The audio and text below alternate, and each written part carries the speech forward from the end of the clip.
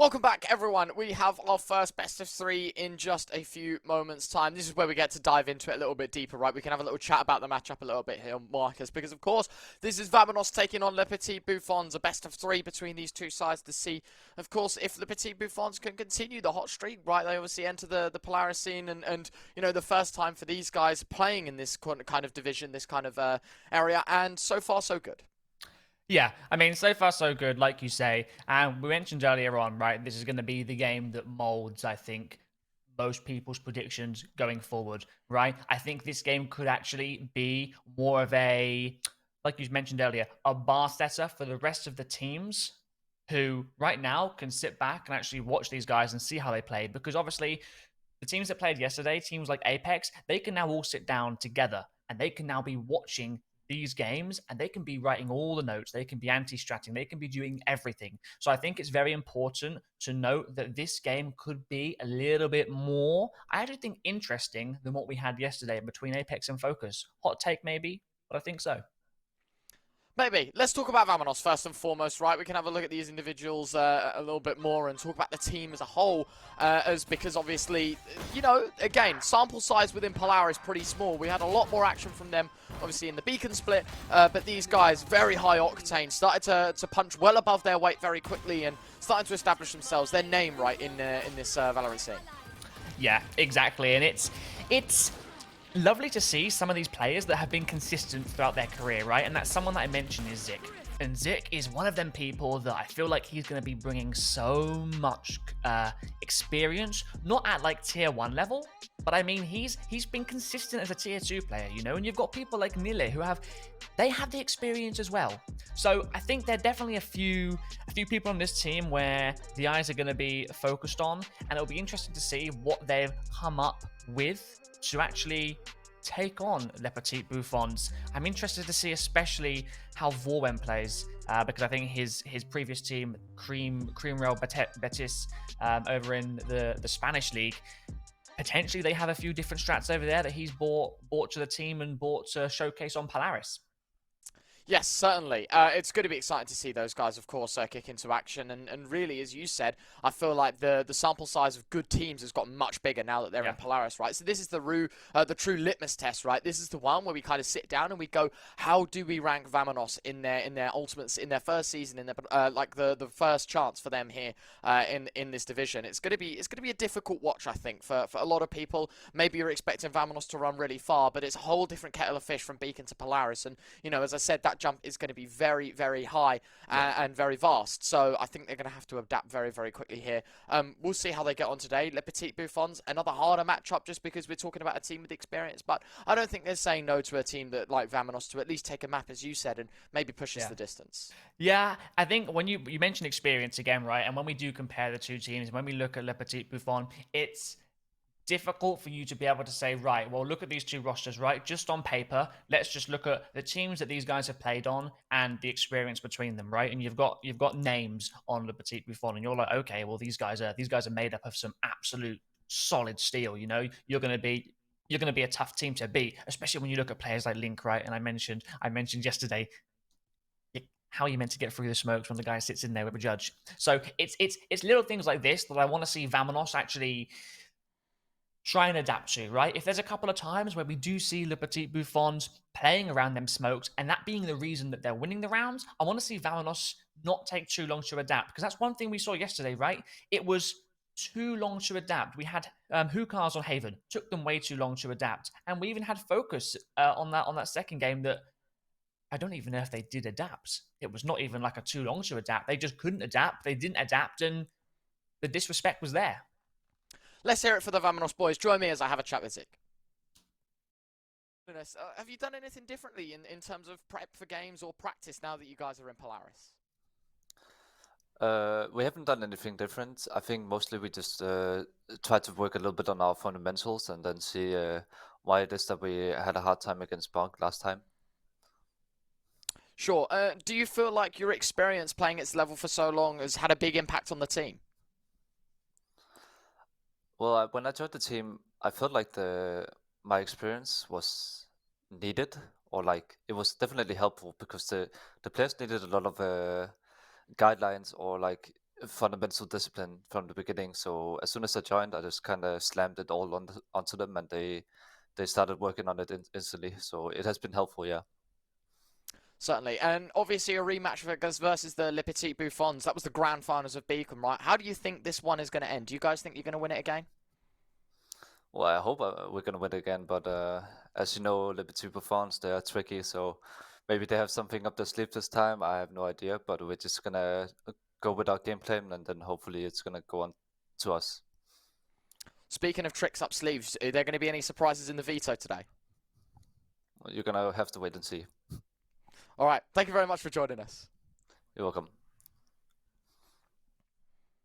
There you go, right? I think the wise words is that they're not going to underplay this, right? They beat them before, but they kind of want to see what happens again, right? Because they know this is a different kettle of fish, a new environment, you know, more reliability that these players would be putting in the hours of the practice. So, you know, maybe expecting a better performance out of them. Yeah, it's always great to see Zik on the interviews. He's such a, I feel like he's such a character, especially when it comes to playing at this level of Valorant. But we've seen VAMONOS, right? We've spoke about VAMONOS. We do need to touch on Le Petits Bouffons because there are some players on this team that I don't think not many people are gonna actually expect to be as good as they are. And there's one person in particular, and this is Vong. This guy, he's very similar to Jusu, who we'll touch on later on. He has excelled in his career, and Vong is one of them players that I really want you to watch closely, okay? I think he's going to have a massive impact on this series coming up.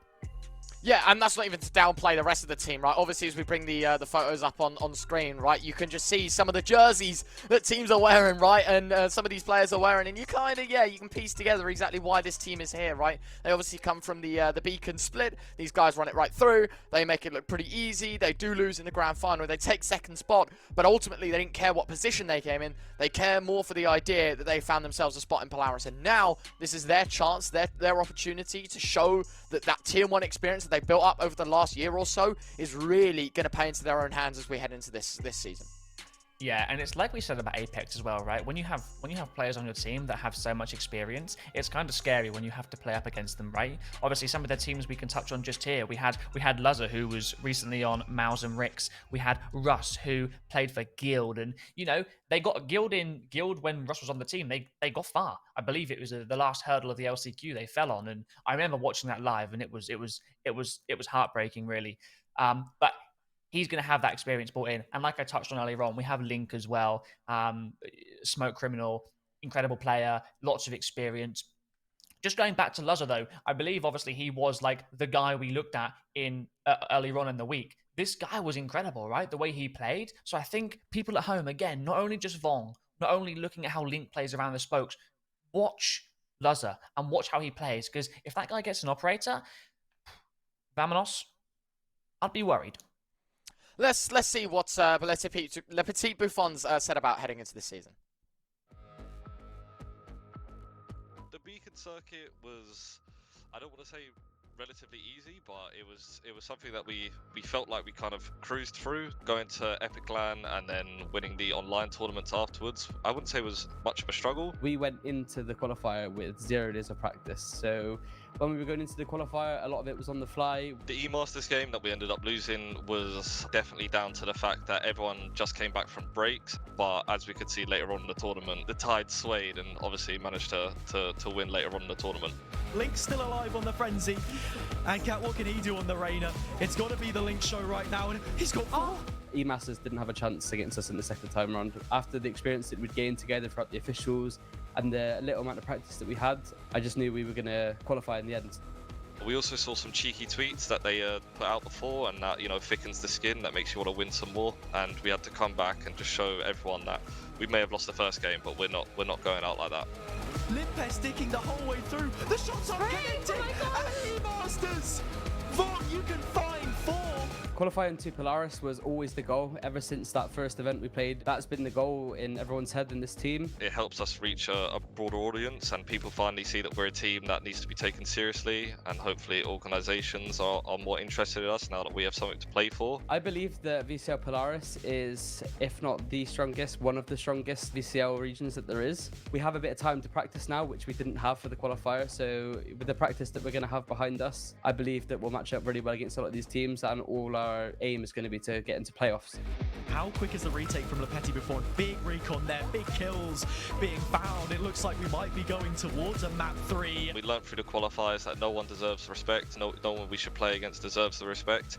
So we're going to go in with severe lack of respect. We're going to face, we're going to get aggressive, we're going to show everyone that, you know, we're not a team that to be messed around with. We're going to come in here and we're going to take the spot. If we can do what we think we can do, then we're going to be a top contender for this league.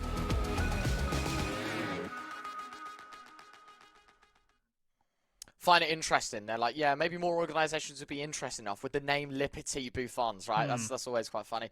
But like, I think there's words of inspiration amidst the meme there, right? And obviously they know that their chance and their opportunity in Beacon was kind of swindled a little bit by, you know, teams like EMEA, teams like VAMONOS in this best of 3 specifically as well. But you can see that the hunger is certainly there, right? Now that they have something to play for, now that the opportunity is you know, presented, that they can go, of course, further and further through and look towards getting those VCT events, I think they know as well, and as we heard in the interview, right, they're going to take things just a little bit more seriously.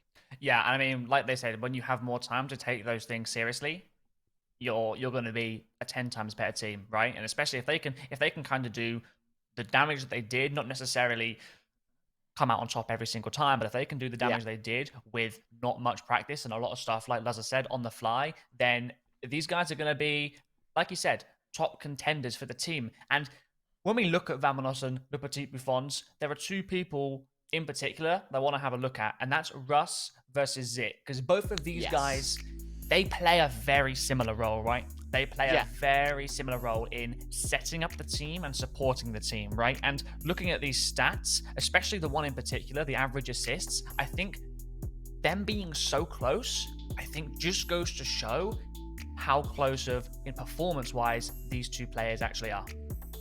Yeah, I think, you know, as you said, these are 2 players that we haven't really got the discussion about in this pre-match, and that's because these are the more supportive elements of the team. These aren't the players that you're going to see in the kill feeds continually. These are the guys that basically you can kind of fall back on and go, do you know what, you can set me up for this play. You know, Russ on the breach, yeah, you can flash in. Zeke, of course, with the heals, with the slows, and just delaying things is what we've seen. And listen, right, these are 2 players that are definitely capable on the server, but more the supportive pieces that we know are going to make a massive difference in this best of 3, right? If Russ is able to enable the likes of Link, as you said, to sit in smokes, to set up the plays, and to basically push their team into winning rounds, the Petit Bouffons are going to run away with it. But both Russ and Zeke are core pieces, core fundamental pieces to the team's success, and that's going to be very, very interesting to see, of course. And as we come back to the cans, right, I think there's going to be a very serious tone as we think about Vito, as we think about sort of the prediction of this BO3, because as we saw, there is a sample size to work on specifically with these 2 teams clash heads. But is that something that we're going to see a repeat of today? Are Le Petit Bouffons, now under the influence of some practice, going to switch things up a bit? Yeah, I think obviously, like you say, the sample size is small, right? And at the start of a league like this, and when there's quite a few roster changes, it's very difficult to build around a team, right? I feel like building against a team is harder than building around the actual strengths of your team, because sometimes you actually have to build around the weaknesses of other teams, right? Anti-stratting and countering plays. But when there's not much to go off, very little to go off, you're gonna have to build around your strengths. And one of them strengths I do think we're gonna see is actually Haven today. And that's a map that I do thoroughly enjoy watching, especially teams like this. It's gonna be very util heavy, and it's gonna be very support heavy, right? We saw yesterday, we had the set pieces coming in, and it was like 1 minute you've got people on site, the next minute they're forced off. So I think when we look at these 2 teams, I think Haven's gonna be that one that I would like and I would hope that we see. last time these two teams played, it was Breeze, Icebox, and Ascent. And as we head into the Veto as well, maybe we can have a little look as to the maps itself. Are we going to see a repeat? Well, the answer is going to be right up ahead of us. It's Breeze, it's Haven, it's Ascent. So the only switch up we've had between the last time and this time out, when they played in, of course, that grand finals of Beacon, and to now in the group stage of Polaris, is minus Icebox plus Haven. It's still Breeze map 1, it's still Ascent map 3, but it's that map in the middle, the meat to the sandwich here. It's Haven that was selected by the VAMONOS side. Yeah, I'm glad I didn't do my whole spiel on Haven and we didn't see it. So, you know, thanks for that, VAMONOS. Thanks for picking that. And I promise I didn't tell them to pick it. But no, let's look at the first map, right? We have Breeze. And this is going to be a map where this is going to... It's one of them maps you have to have good aim on, right? I mean, you have to have good aim on most maps, but because Breeze is so long-ranged, and a lot of the time you're going to be taking them long-range fights, and you're going to be having them Vandal headshots, the nice, crispy, clean operator shots as well from Jets and from Chambers. I think it's very important that we do touch on this map being the first one in the series, because not only getting a 1-0 for one of these teams under their belt, then going into Haven, I think it's going to be a matter of, you know, if this team win, that's most likely because they were the people that aimed better today. Because sometimes Breeze isn't always util heavy, and it can be on getting them opening picks with the operator or with them long-range Vandal fights. And it's only a finite amount of time until we see Breeze removed from the map pool, right? Obviously, that's going to happen at some point. So I guess right now, that practice, you know, you're going to try and use it as much as you can. You're probably going to want to abuse it as best as you can, right? Is picking it as many times just before it gets locked out and you can't play it anymore. And obviously, you're back to the old new. We've got Lotus back in as well. Yeah, it's going to be an interesting one nonetheless. You know, we've got a final few minutes before we jump into the game here. Obviously, we both sided with the Petits Bouffons. Now that we know the maps, now that we've kind of had this discussion pre-game, where's your mind taking you in terms of score result, right? Are we going to see Le Petits Bouffons take this, or do you reckon VAMONOS have got a trick up their sleeve?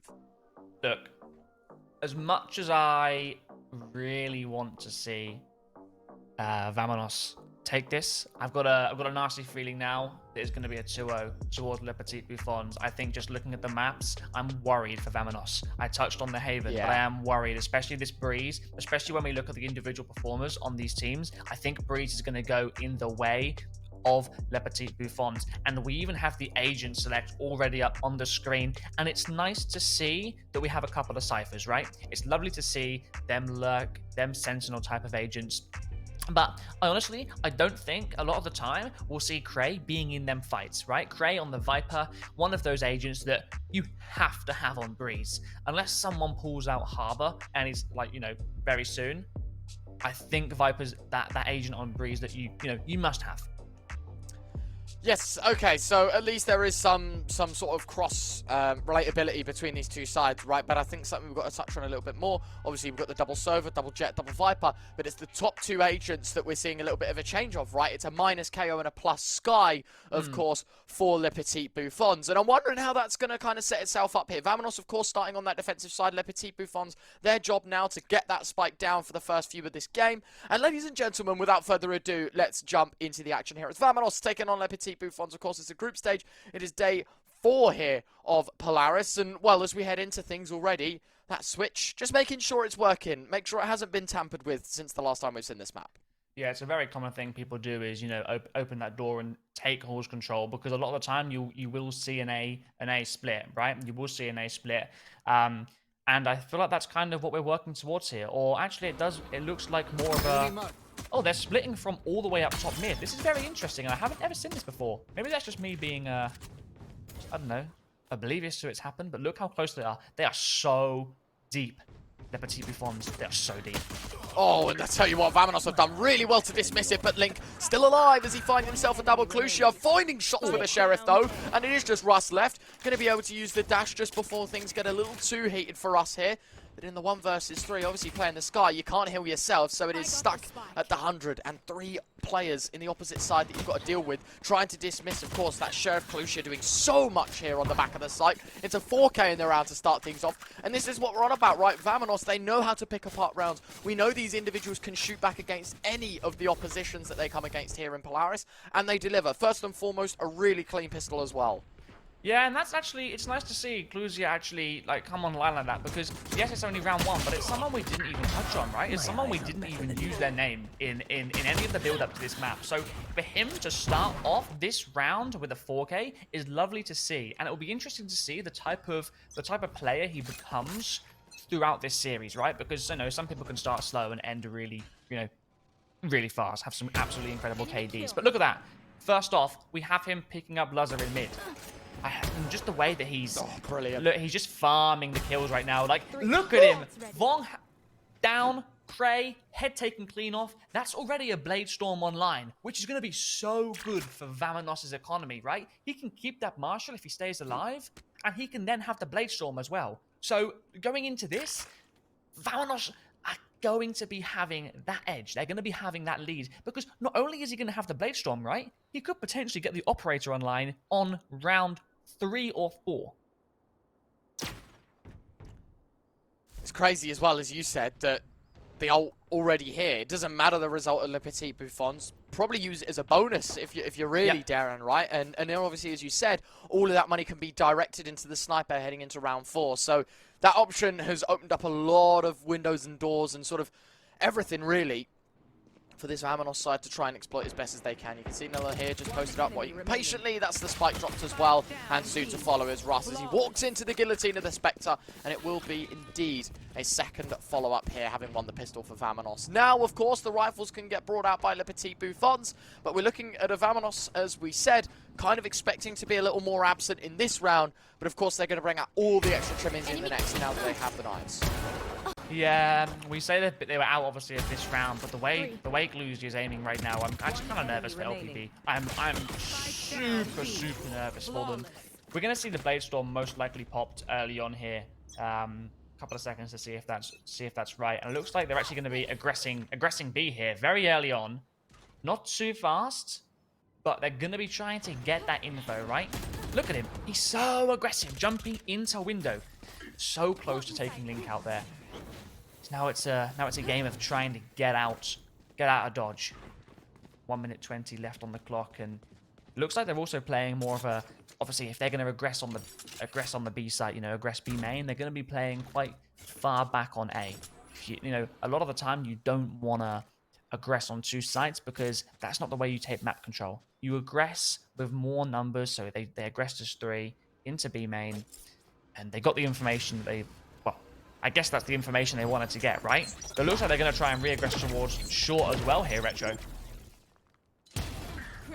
Nicely done, LUZUH. Executing Crucial. We were talking about the knives being drawn out and, well, ultimately put to rest before any damage is done. Russ expecting a mid flank and will deliver, looking for that Spectre damage. Nilla up close, just can't convert it, can't translate it into a frag. And ultimately now, I think they know that this one indeed is going to be a bonus thrown out of the window. Although I say that, through the Cypher Trap, of course. Sunshine able to deliver through the cage, and Shock Dart deployed on in as well. Vong forced away from the angle as Vorwin able to pick up a second. VAMONOS 2v3, Ruslow as well. Can't exactly say that this round's impossible, especially now that this Void can be isolated, but Cray's able to win it out, and Vong to spam right through the Viper wall. Cray will bring it down at the end just to see, indeed, the damage done. It's a first on the board for Le Petit Bouffons. That was looking very promising, actually, as a bonus round from VAMONOS. I think if Vorwin hit that shot onto Cray, I've got a feeling that they could have turned that into a 3-0. And beginning a map 3-0 would have been very, very, very scary, right? Like, especially on a map like Breeze as well, because it's one of them maps where you have to be confident. Like I mentioned earlier on, it's one of them maps you have to be good at aiming on. You have to be on your A game. And we look at round 4 now. LUZUH has picked up the Operator with half armor. So let's see how much of an impact this is going to have. 5 Vandals on the side of LPB. And they're going to be taking up B elbow control here. They want to make sure that they say to VAMONOS, we are here. We are here. Middle is ours. We've also got a very deep position coming out from Zik here. I do wonder, that's the trap taken down. So that's a good piece of information that VAMONOS can get. Even by breaking the trap, right? You know that depending on how deep the trap is, that's kind of relaying to you how LPB are going to be playing this round.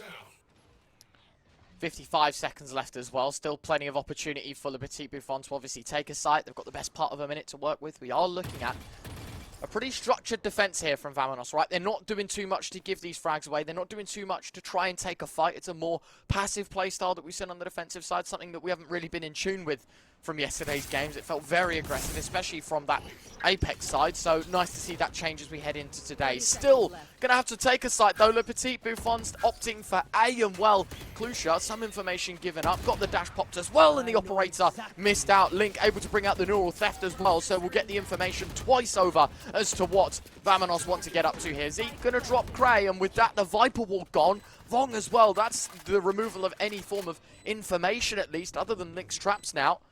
As it's alongside Link, Russ and LUZUH, they've got to be able to convert 3 versus 4. Link thinking about getting aggressive, knows he's got to do something to make up numbers. Instead, brings it down just to LUZUH here. 1 versus 4, does find himself a first, pops the trap in front of him, and well, the rest is history. He's stuck between a rock and a hard place, and that's going to be VAMONOS for the 3rd. Yeah, I want to really note how nice that was, trying to take out Cluzia there, right? The fact that they didn't give any, and I mean they didn't give any chance of Cluzia getting a kill with the operator, and that's so nice to see. Yes, the round didn't go into their favor, but if you notice, the utility that came out from the Petits Bouffons was so nice. We had the cages up, right? So Cluzia couldn't get that kill, and the second that the cages then dropped, he's tagged by a drone. He did not have a chance. He did not have a period of time where he could have peeked and he could have tried to get that kill. So that's some positives I want to give towards the Petits Bouffons in that round. It's just unfortunate that they couldn't have, you know, converted that point to them. It's going to be like a very split decision right here. A very split decision in what LPP are doing. They're going to be taking... Well, it looks like they're going to be taking out the trap, which is very, very nice. That's some information that now they're not going to have. And Cray, he's looking to edge up forward. He didn't check behind him, and he's actually fallen very early on, and they have invested heavily into this round. I mean, Sunshine's played that brilliantly for VAMONOS, right? He tucks in just as the... Oh, hold on. I'll hold my thought, because LUZUH's got the flank. Russell's got another. We'll circle back to that after the round, because Le Petits Bouffons, despite a man down, have now put themselves in pole position to take a second. They're going to hear a lot of noise being made towards the B sites, and while those knives, while they do connect a little bit, don't find the frag. Link, he's not flying in the sky either. The transfer too much vanilla, and now Clusha left 1 versus 3. Operator in hand, probably best kept into the next round. As sad as it sounds, I think they are just going to have to give up a second here. Maybe you can find a pick, and maybe you can sort of give yourself an idea of maybe this retake is possible, but right, sensible. It's still early doors. Money's very important. Keep those creds into the next.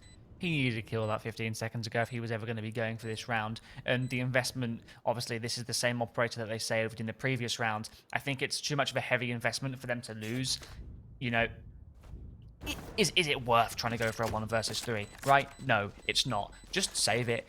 Let's try and see some more impactful pushes from Cluzia here, right? So we noticed how Zeke on the previous round, he took a lot of space in shot on A-halls, right? Let's try and post up an operator there, because not only are you going to be getting deep information, but you're also going to be having just an operator holding one of the easiest angles to get a pick on, right? And I know you touched on during that round, this right here. How did they get up middle? Well, I'll tell you exactly how. The pressure that they put on halls with the Skydog destroying the trap, VAMONOS did not leave a man middle, right? And LUZUH just had a free stroll up middle, and, well, the Blaze Storm did the damage that it needed to, right?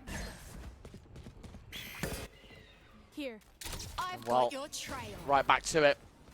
See what VAMONOS have in response to it. They are going to see the Seekers coming in from doors, and that might just create enough of a distraction. Clusha needs to get out and create some distance. That's what the operator's good for, but Le Petits Bouffons just stroll on in and shut down any of the distance created by VAMONOS. Closing up the gap, not only in the round, but the scoreline as well, as LUZUH will find the 4th. It's all down to Nilla, and it is a flawless round win here for Le Petits Bouffons. They walk out, they don't think twice about the play early doors, and they are able to succeed. It's 3-all. It was so nice. Again, they've really got their timings down to a T, Les Petits Bouffons. You know, like I mentioned earlier on, it was the way they didn't give LUZUH a chance to get a kill with the operator. And it's the exact same again, right? The way they burst out A main, the way they come up double doors, and the way they come out of halls. There are way too many places that VAMONOS have to look. And look, Link just walks out, right? Zik, he's blinded. You see the black orb around his head. This guy has no idea where he is. He's nearsighted, and it's not even a near sight. It's just he's just fully blinded. So it's absolutely incredible seeing the timings that Les Petits Bouffons have been getting, right? And that's the reason they've been winning their rounds. It's so nice to see a team that can deal with an operator, right? You go into ranked games, and that's usually the reason you're losing, because you've got someone who's just on the operator crutch, right? You ever had that? You go into a round, and there's no possible way you can take out the enemies because there's someone who is so good with the operator. And potentially, Les Petits Bouffons have done their research and they know LUZUH is great with the operator. So let's try and shut him down early. Shut him down at the start of the series. Let's make him absolute null and void for the whole game.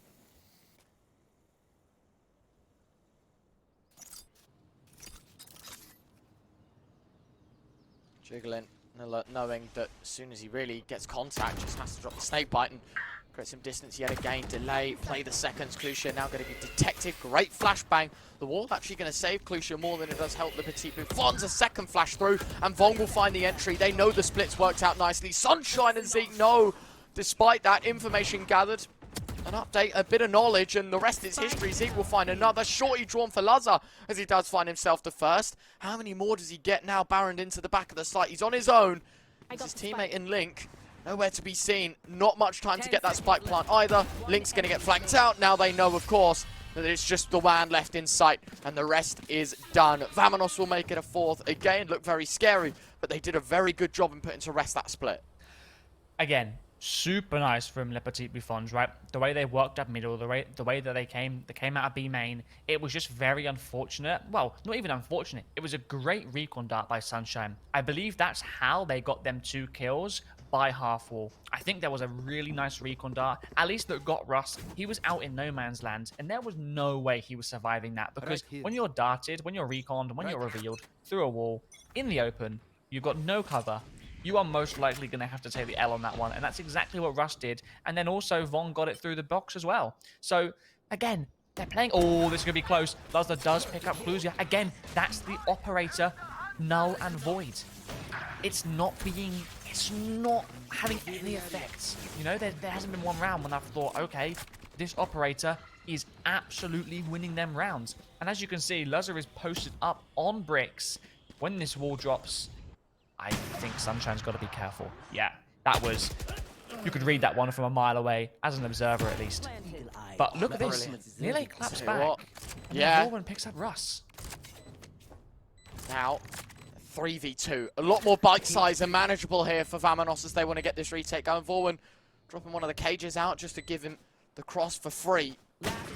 Flanking out LUZUH, his 4th in the round, on for the ace. That operator doing very, very nicely here. Just caretaking, nothing more than it. Holding behind, making sure that his team can't get flanked out. And there it is, right? It's a very, very easy round. And again, VAMONOS at one point in time in a round that should have been lost, they make it look a little more winnable than it should ever have been.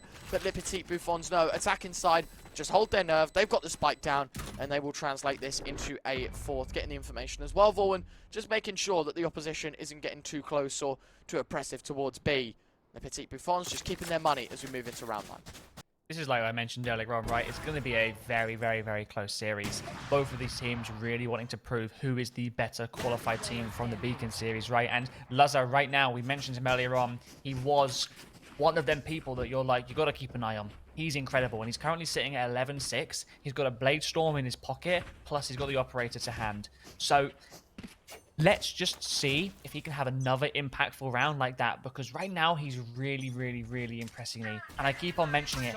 If LUZUH can't get them picks with the operator, I want to see VAMONOS at least try and adapt and at least try and take space elsewhere.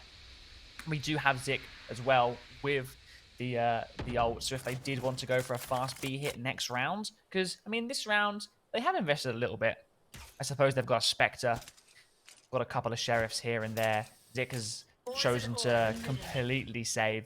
May have bought a flash or two, and Vorwin kept that Vandal in from the last round. So I think they're most likely going to try and work around the utility from Zik, right? Because you're not going to buy, you know, look, flash in hand. You're not going to buy utility on a round like this if you're not going to plan on doing something. You'd rather just save the money. Let's just let's see what they do, because it looks like LPP are going to be going towards a double door hit, clearing mid with that camera. LUZUH. Get out of my way. The wall is down, the dog is out. Russ holding very safe, and they're in. They're in, Retro. They are. Given space, Nilla. Obviously using the ult, thinking that A secured. They've just wandered in through elsewhere. Those knives for LUZUH. I'm wondering, does he want to get a little bit impatient? Is he going to be spotted? Gotta be careful. Obviously just on the classic, it's not the most ideal of weaponry to have in this engagement, especially when Russ is as accurate as he is. And that is the KO dismissed. Follow up as well, Vorwin. Those traps become redundant as Cray finds a third. Vong, LUZUH, both with kills, and I think they're both aimed at the same player, but Nilla just caught in the crossfire. Yeah. Sunshine, 1v5, did pick up a Vandal though, so at least all their troubles mean something. Yeah, that was, I suppose the idea about this, right, is keeping a main on lock. We've got Vorwin who has the Vandal on the B site, so if they were to go B, Vorwin could have tried to pick up a couple of kills. It was that safe Vandal. Cray picked him up as he was rotating, so it had no effect on the round. But they used the Viper's Pit, which is quite... I wouldn't say it was fully necessary, because most teams at this level, if you see a Viper's Pit, you're not going to run through it, right? You had Russ, and he was kind of he was in a sandwich. You had Zik, he was pushing him from halls, and you had a couple of people playing in the Viper's Pit. He had nowhere to go, but Russ played that perfectly. He didn't push either side of said sandwich. He sat back and waited for them to make a mistake. And Zik made that mistake. He peeks, you know. I mean, someone's got to peek, especially when the enemy team are all on the bomb site. But it's looking like we do have, at the start of round 10 here, very early aggression up mid, and the bomb has been left.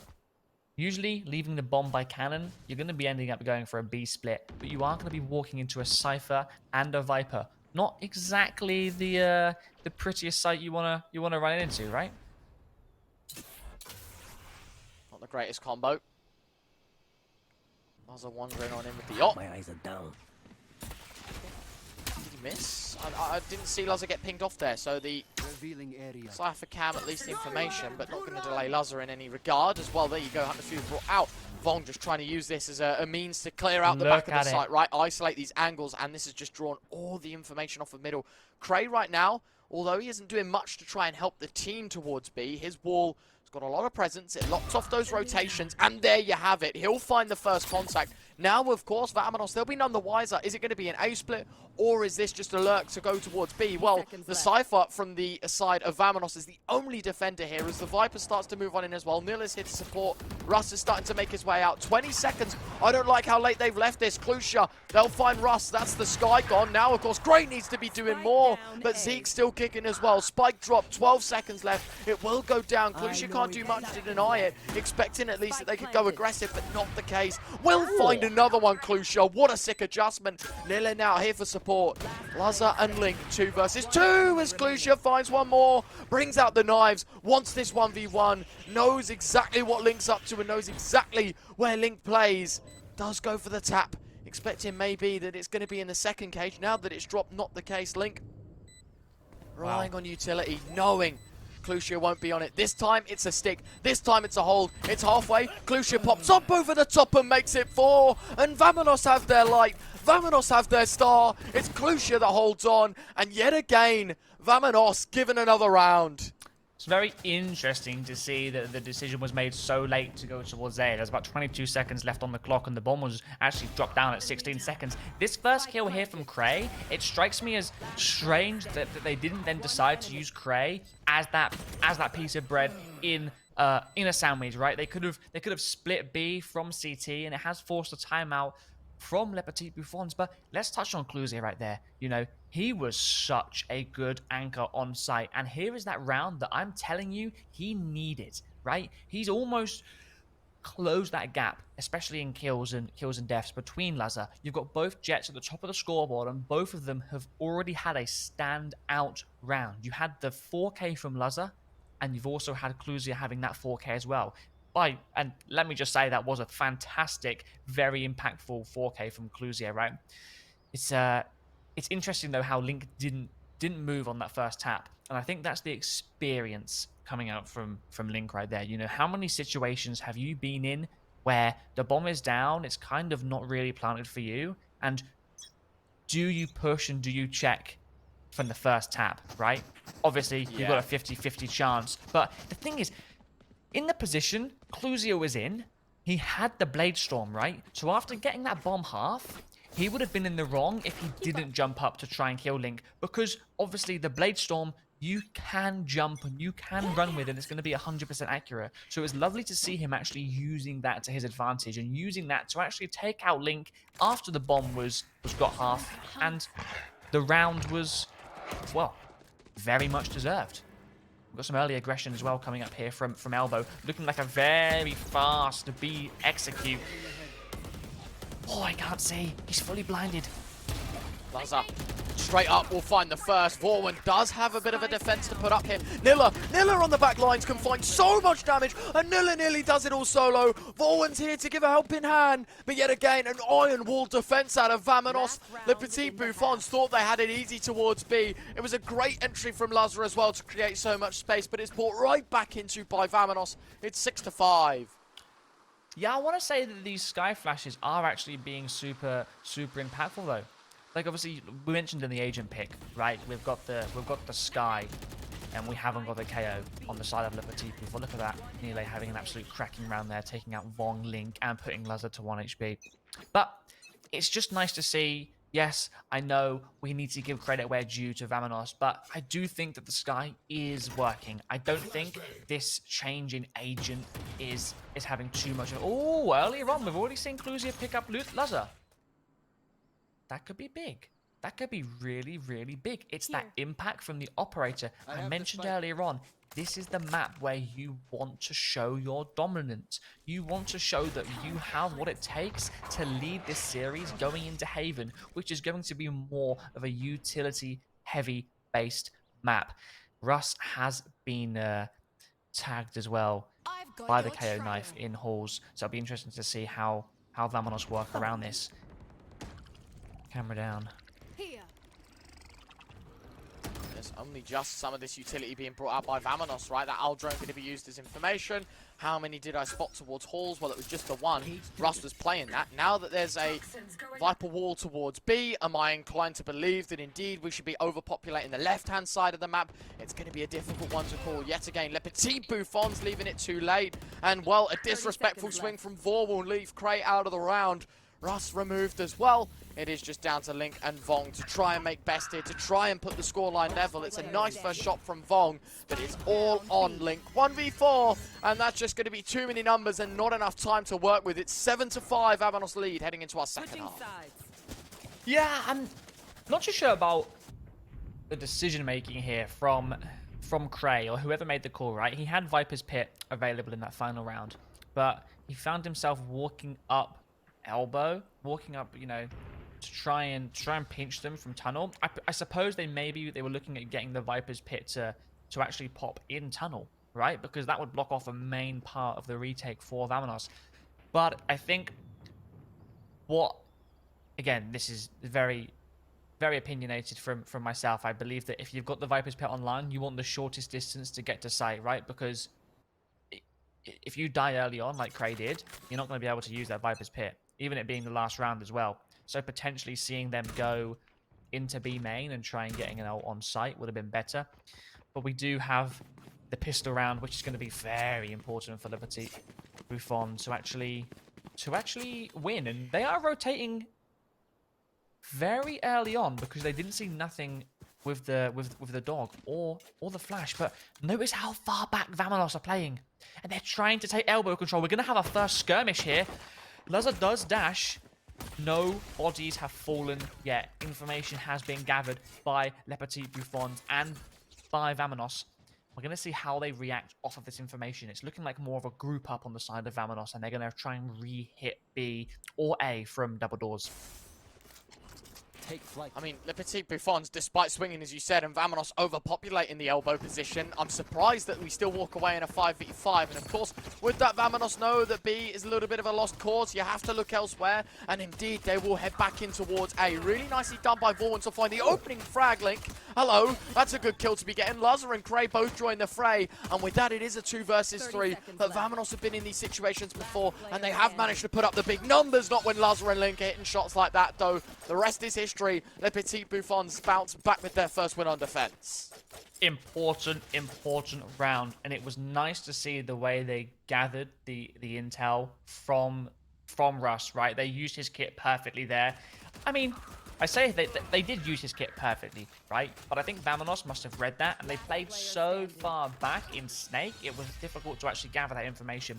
And it's actually calling it Snake. It's a funny story, actually. I actually mentioned the word snake to some friends once, and they honestly wondered what on earth I was on about. But that area so far back is not used at all, right? Unless it's in situations like that. And it is, if you actually look at the map, it is called Snake. So if there are people out there thinking, why on earth is he calling it Snake? Just make sure next time you play Breeze, obviously it won't be anytime soon, make sure you have a look. Bong. Takes out Vaughn as well. It's going to be one of them throwaway rounds, right? VAMONOS not really invested at all into this. You've got a Sheriff on the side of Nile, and he's not even the one going in for the fights, right? He's just holding that B super passively. The saying that casters always love in the second round, doesn't matter what title, doesn't matter what game, any damage is good damage. You know, for VAMONOS here, they invest such little that they know if they get a kill, it's, you know, basically, Vong won't have a Guardian, and he's going to have minimal creds. Maybe it's another Guardian or a Spectre with heavy shields, or, you know, if you remove the Bulldog from Link, then it gets a little more difficult to kind of put up here. So they are certainly looking to do that. And well, there you go, right? LUZUH's Vandal gone. That's someone else that has to pick it up, but I didn't consider a round win. But neither did Le Petit Bouffons, because they believed in Russ the whole way. And with that, Clusha, 1 versus 3, back at the site, finds a third frag. Listen, that was classics and what one Sheriff invested into the round, and it is 3 kills for the side of the attackers. VAMONOS, it isn't a round win directly, but they're more than happy to accept that as a victory. Yeah, great round from VAMONOS, great damage. I think if they were to have got the bomb down, I think they would have been even more impressed with themselves. But let's look at this next round, right? 7-7, the score is tied. And the Petit Bouffons, they're not going to invest. They saved that Vandal. They saved that Bulldog, right? It looks like they've... Oh, wait, no. Have they just changed their mind? It looks like they... No. They're investing an extra Vandal into this round. You've got a Stinger. You've got the dropped Sheriff from the previous round. So they are going to be saving their money mainly for the next round. So it's going to be interesting to see the way they play this, right? They do have 3 weapons that are fantastic on Breeze. It's great for the long... Oh my god, Cluzia, he is going aggressive with the pop flash as well from Zig. Like we mentioned in that head-to-head earlier on, that support character, that support player. And here we go. The site execution is now happening. Cray, here we are, close corner, pinged up, but it doesn't stop Zeke from finding the opener. Russ here to trade, and that's what's important. Russ now has to basically do this all solo. Information, Sunshine trying to take the fight, will indeed deliver. The Sheriff in the back lines from LUZUH to deny the spike plant. Now it's panic stations for VAMONOS. 2 versus 3. Sunshine and Clusha gotta run it all up on their own. LUZUH's flank expected. Do you expect another dink? LUZUH with a third. This Sheriff is just finding heads. It's a magnet to the VAMONOS side. And unfortunately for Sunshine, it is going to be an unwinnable position. 30 seconds left. Just has to isolate these fights. Does have that recon dart in his back pocket. But it is going to be so hard to untangle these 1v1s. And you dare give LUZUH an engagement. He doesn't win it out. But it is so much damage done. Spike picked up. Sunshine taps it, expecting Link to face, but timing just not in his favor. Le Petit Bouffons, you've got to give it to LUZUH in that round. The medal goes to him. He single-handedly turned this round into a win. Yeah, he is so consistent right now. LUZUH is. He's obviously, you've got that experience from Rix early on. You've got that experience, I suppose, a fairly short experience with Mouse. But the way this guy can play with just no investment whatsoever. He had a Sheriff and he still finds 3 kills. Yes, they're all from behind, but it's just nice to see, right? We mentioned him as well in the pre-match, and I'm glad we mentioned him. And look at him, mentioning all the time. Russ trying to sell the bait. Unfortunate flash does come in. But LUZUH picks up Zik and Russ picks up Sunshine. He's still going. They want more. They're just going to get this round over with. Yeah. Both very low. Russ about to pick up the final kill. Or is he? Or is he? Vaughan! Hello! Oh, Wow. nearly another as well with the Sheriff. That round could have turned very, very stray, but it's all right. They do just about hold on, the Petits Bouffons. They have themselves the lead now as well, and a comfortable cushion to work with, a 2-round deficit that VAMONOS have to work back from. And I was going to say, when is it enough time to try and make a change and to get that timeout going? It's going to literally be my next point. And unfortunately, I now look like I'm a sheep to the herd, as they will already call it, and they will be discussing the future of this map. What is going wrong on our attack inside of Breach? You know, how are we letting some rounds slip? We won a well, say we won. We did a lot of damage in a round we invested very little into, and from there, the Petits Bouffons have kind of had VAMONOS in their back pocket. Yeah, we keep on saying about VAMONOS, right, and how some of these rounds they don't invest into, they're doing so much damage. And I think that's one positive they can take from this. They are doing the damage on the rounds that they haven't invested into, but that's not the important thing they want to focus on. They need to be doing damage on the rounds they invest in, right? It's great that VAMONOS are getting, you know, 2 kills, 3 kills, knocking off some armor, forcing some ults potentially from the Petits Bouffons. But in the rounds that matter, they're not doing it, right? So I want to see something come out from VAMONOS now, which actually shows some teamwork. You know, we saw from the Petits Bouffons when they were on the attack. Like I mentioned, the timings, right? It was incredible. The way they opened up the door, the way they came out main, and they came up double door. All 3 locations that they came from was perfectly timed, and VAMONOS had literally, they couldn't do anything. And we're going to see some early aggression here from VAMONOS. It looks like they have opted in to go for the lurk, but is LUZUH going to fall for it? Is he going to break the trap? Let's see. Oh, boy. Smile. You're on camera. Hello, dude. Russ, in the meantime, Look at I mean, this. as much as there's humour towards A, or towards B, there's going to be misery towards A. But on the rope, Nilla hits the shot, Russ. It's everything but the one that's most important. And, well, there you have it, right? It's a Viper that's 21 points of health that should have been beaten 10 times over in that engagement. And Russ is going to be kicking himself that he couldn't find that frag. Now has to watch the rest of this round from teammates' POVs. Can try and piece together what this VAMONOS side are getting up to. And, well, I think Zeke single-handedly, revealing what they're up to. Flash doesn't do much. LUZUH shooting between 2 enemies isn't going to help the situation at all. But Cray on a flank, this is something that I can accept. And, of course, behind that flank is a Cypher. And that Vaughan flank here could definitely deliver the goods. Question is, do you expect it? Underneath, no. and Cray spotted the barrel of Vaughan. That's such an easy fight to have. And now it's a 4v4. And now VAMONOS are locked in. They're pincered out. Vong gonna find the ult as well. That's so important as Vong able to create space for Petits Bouffons as Vong. It's 3. It's glory, glory, Vong. It's 4 in the round. The man isn't happy with second best. They want this one done and dusted. And that is a sickening round to lose for VAMONOS. Oh my words. It's all spiraled out of control. The second Vaughan falls. It's all gone wrong. That trap being just a few millimeters too high has allowed him to fall. And then all that does is force Zik out of the Viper's pit to have to hold behind. And at the exact same time, Zik falls back. He dies to a Nile dies to a shock dart, but gotta give it to Vong. Like I mentioned in the pre-game, this guy is someone that you need to keep your eyes on. Picks up a nice 4K there, impressive from him, and it's such a team effort from LPB right now. It's such a team effort, and it's just so unfortunate that we don't see VAMONOS. It is unfortunate. Oh, okay, an early ult comes out. They haven't even invested into this round. Vong picks up Zik, and then LUZUH even pops the Blade Storm. Cray finds 2. Is he going to find the 3rd? Let's make him vulnerable, do a couple of shots. He's dead. That's a 3K for Cray, and Nile is left alone in a 1 versus 5 with just a stinger. To be honest, you know, I don't hate that the Blade Storm was brought out, right? It's like, it's not a terrible call because it's an eco at the end of the day, right? You're not expecting VAMONOS to win, and it is basically like having a Vandal, right? It's a one-shot headshot. It does a lot of damage if you hit them straight in the chest.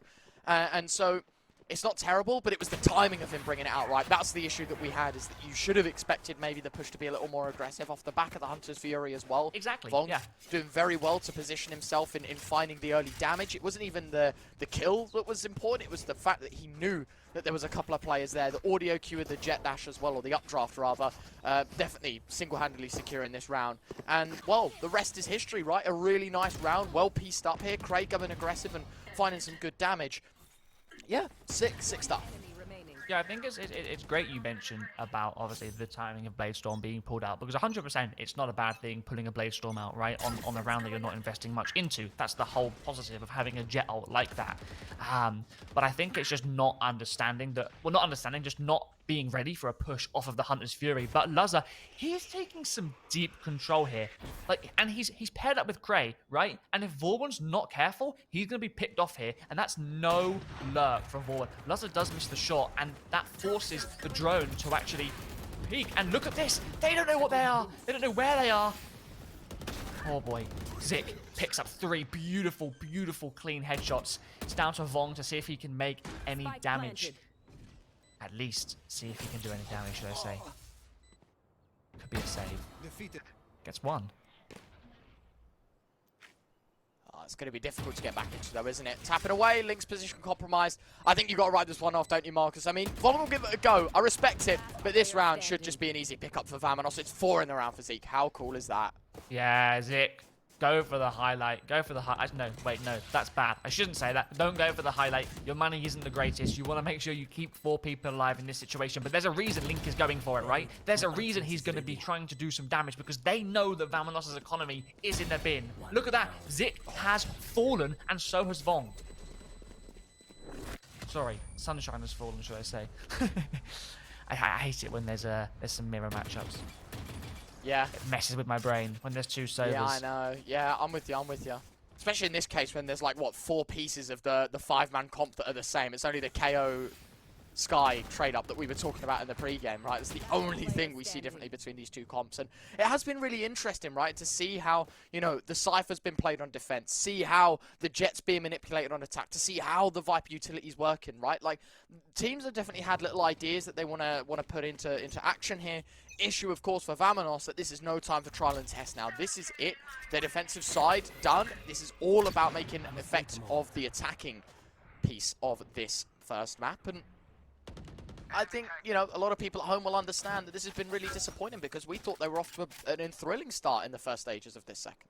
Yeah, it hasn't really turned out to be too great for VAMONOS, but one thing I want to mention right now, and very important, is the fact that LUZUH and Russ are playing on the B site, because do you know what they're expecting? They're expecting Zik to pop the ult and for them to push B, and this is so smart, and something that you see quite often at the highest level of play is if you've got the KO ult ready, you place your traps and you play the opposite side. Look at Link, playing yellow, and he's just letting LUZUH and Russ play off of his traps.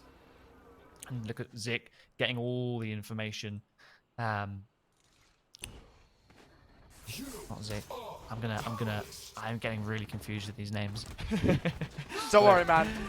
Oh. I'll pick it up. 40 seconds left here, Marcus. They've got to send it in. And, well, there you go. Hunter's Fury used the attack inside, right? Trying to flush out anyone behind the yellow box. Link is allowing them to walk in, but allowing himself to line up the headshots. Link, 2 kills is plenty as the Petits Bouffons slam down the hammer. They will execute a cause for concern now for VAMONOS. 12-8. 4 rounds down. It's done. It's dusted. 4 rounds back to back. Otherwise, Les Petits Bouffons will pinch away the first.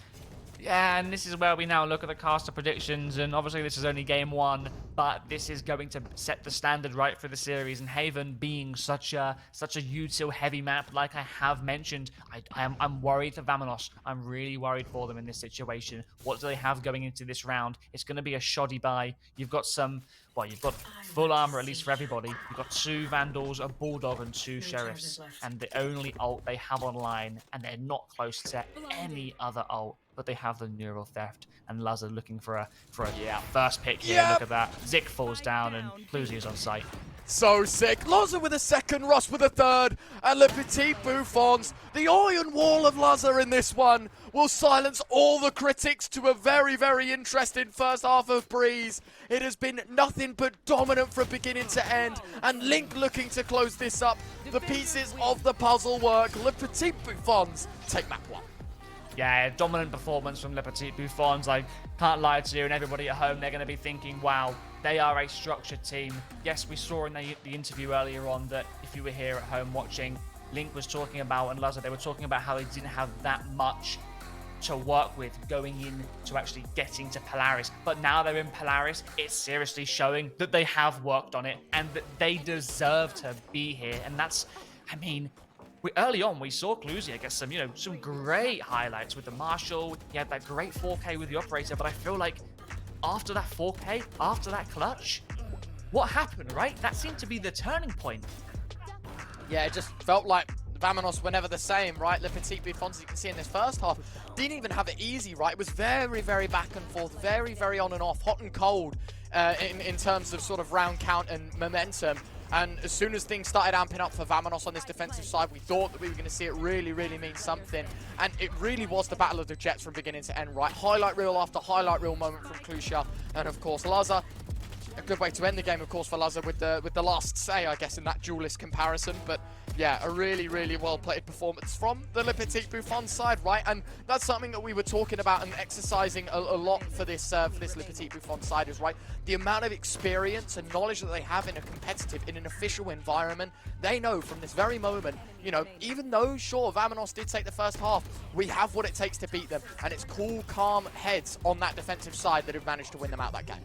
Yeah, but it's sad to see because we had some of the positive elements, right? We had some of that sunny weather from VAMONOS, but most of the time it was just better from LPB. And we mentioned LUZUH. We mentioned him yesterday about his performance during the week, and he's back again on the server, and he is not disappointing anybody, right? And when we come to the scoreboard to see who we obviously have on the MVP, again, it's not surprising we have LUZUH taking the MVP for the game with 349 ACS with 27 kills as well.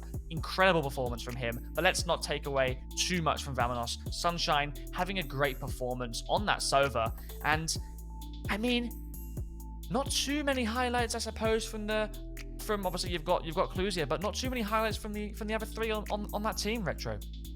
Yeah, a very quiet performance, right? And I don't think that's disrespect in any way. I think they'll know about it as well. But ultimately, I think we need to see a little bit more of them as we head into our second map, right? As we head into sort of the break that we get between the maps, there needs to be some form of discussion, some thought process behind, well, what do we need to do differently? Because on our defensive side of Breeze, I think it was very much the case of too little too late. They started to warm into things just a little bit too late into that first half. And so for Le Petit Bouffons, had they had that 12 rounds prior of attacking, they now know they no longer have to hold the W key. They no longer have to go and take the sites. Exactly. They can sit back. They can allow VAMONOS to just walk in, right? And with that conversation having into that second half, the Petits Bouffons, they know what it's like, and every single player would have been in this position 1,000 times over. They know how to translate that into a game win, and that is the sixth opponent, right, that VAMONOS are facing right now, is all that tenure and experience. Exactly, yeah, and you say that's a key point, right? That sixth player, yes, it's a 5 versus 5, but all that experience that they have as a team does make it pretty much a 5 versus 6, because you can't. What's better than aiming, right? It's knowledge and experience about the game, which we're going to be talking about a hell of a lot later on, especially when we look at the likes of Bonkar, right, with all the teams he's been on. But this game, obviously, it's okay. It was the first game. VAMONOS shoot some highlights, right? They shoot some highlights, a little bit quiet, but hopefully the next game we can see some bite back, some fury from VAMONOS. Yeah. Indeed. Listen, ladies and gents, we're going to throw this one to a break. When we are back, it's that second map underway in just a few moments.